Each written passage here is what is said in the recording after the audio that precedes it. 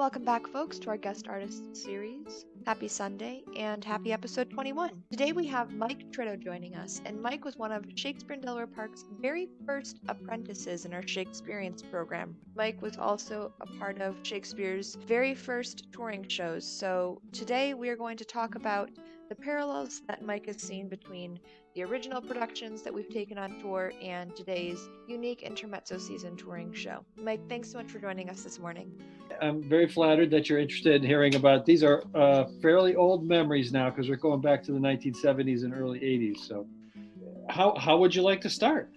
Well, I guess let's just start by having you talk about, your experience getting involved with Shakespeare in Delaware Park. How did you start as an apprentice, and then how did that lead to you joining the touring show? I'd love to just hear a little bit about your history of getting involved with SDP. Sure. So I was not aware of the opening season when they did Winter's Tale. However, the following season, I went on your website and I saw, the second season that had Hamlet in it. He got a hold of this thing called the Joseph Papp version of Hamlet, which was this kind of weird contemporary blend of the original Shakespeare and contemporary dialogue. And I thought it was very cool.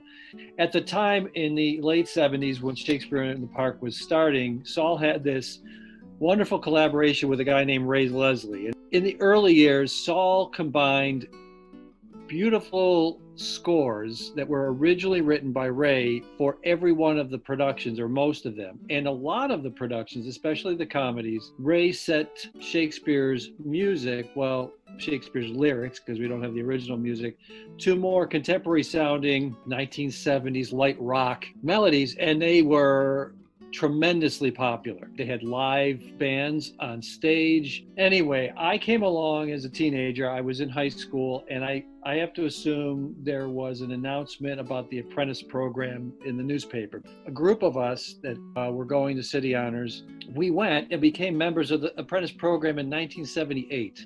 The man who ran its name was Greg Mayday. He played Trinculo by night in the production of Tempest on Shakespeare in the Park stage. And by day, he was with us. And so our schedule, this is back before there was anything called North Campus UB.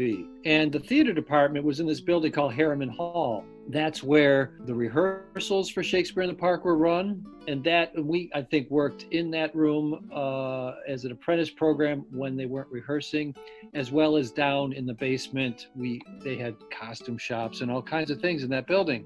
It was very influential in terms of the acting skills, voice, and other things that he did. And I'm sure we worked on monologues. In those days, you would work morning through late afternoon as an apprentice with a lunch break. And then after a brief dinner break, we were all to show up at the Hill and work backstage. Our days ran like from 9:30 in the morning till 10, 11 o'clock at night.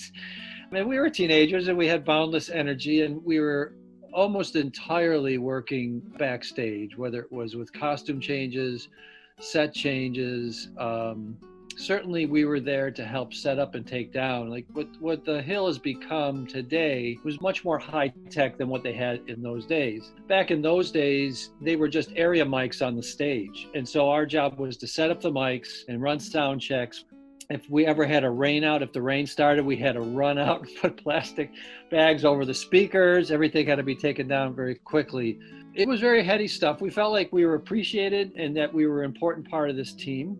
And we were like, what was I? In 1978, I was 16 years old. So it was very, very influential in terms of my interest in theater.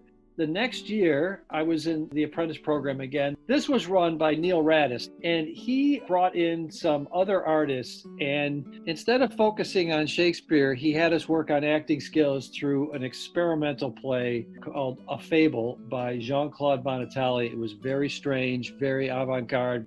We worked hard on that, and we performed that eventually at Harriman Hall.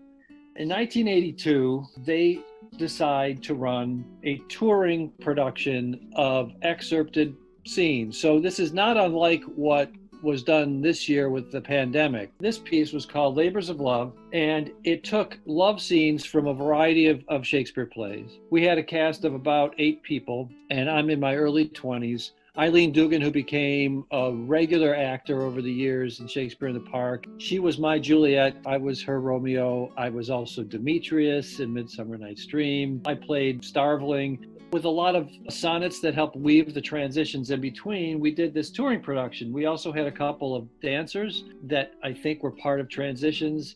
And we took it out to county parks, each weekend a different location. We were all over the place. You know, in Shakespeare's time, touring productions were the norm. But during the plague, which of course we're experiencing now, they shut all the theaters down. It was not safe to gather, just as it isn't today in large numbers.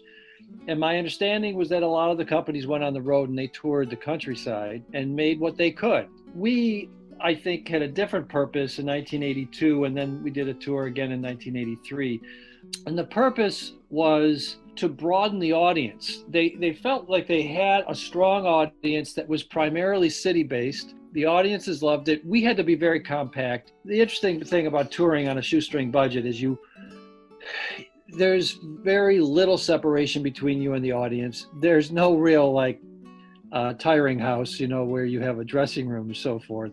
And so you're really having to solidify your actor's process so that the character is really deeply embedded in you, because you may be able to be seen backstage. You know, the audience, the sight lines, it's very simplistic. And so what happens on stage is the play.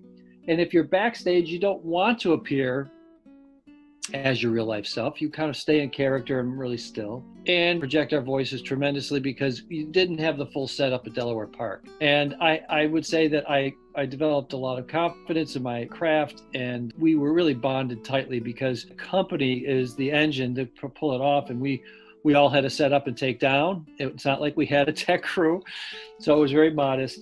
And so the second year, so they decided we're going to do an actual production of a full play. And Tom Dooney, who was an actor in the early years of one of Saul Elkin's graduate students, directed Richard III. And an actor who was very famous in Shakespeare in the Park history, Richard Wesp, who worked at the Courier Express by day and was an actor by night. Richard played Richard. And we took this production on tour, and there was all kinds of fight scenes. And as a small company, we had to play multiple roles. It's even in the director's notes that Tom Dooney writes, you know, in the program.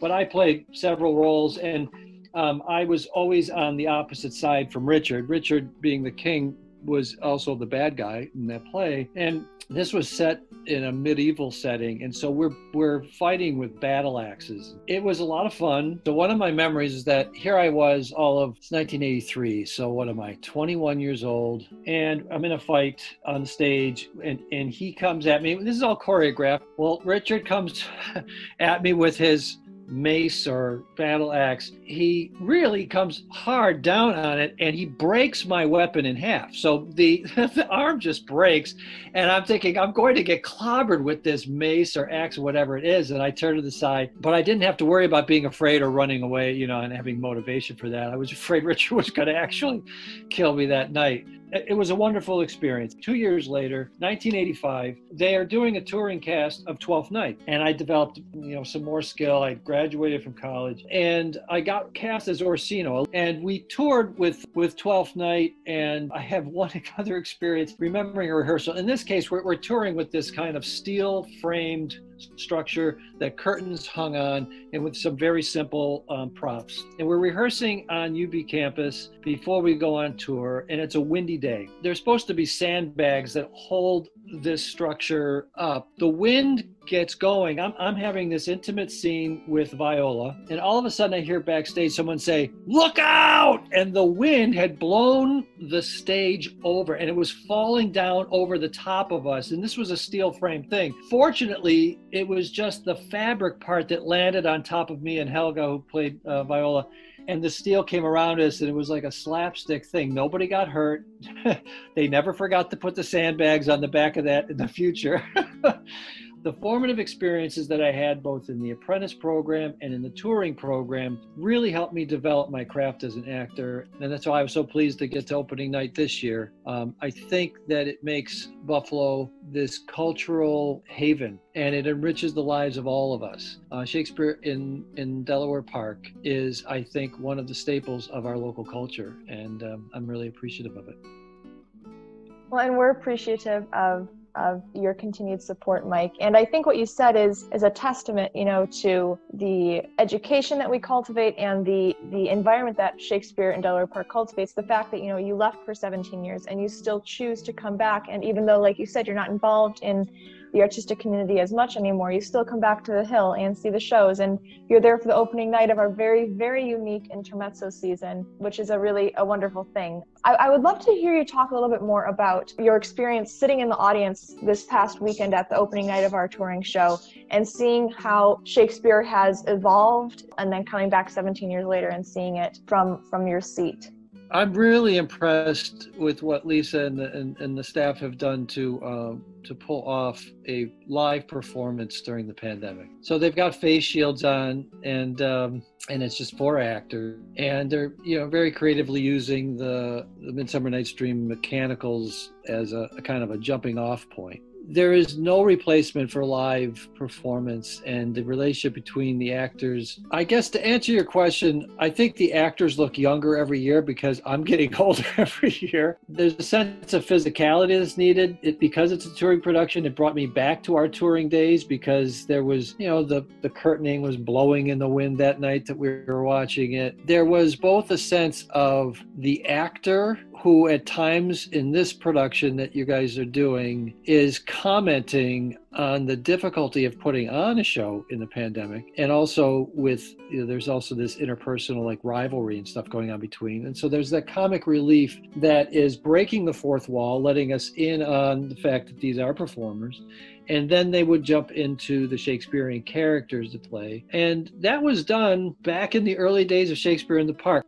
The team this year was tremendously brave and resourceful, spacing the audience out as they did, so everyone felt safe. It was a beautiful evening. It made you long to be back on the Hill with a huge crowd, with a full, cast on a beautiful designed stage. But it's also a reminder, as Shakespeare would say, that it just takes 2 planks and a passion. It just takes the actors and the words.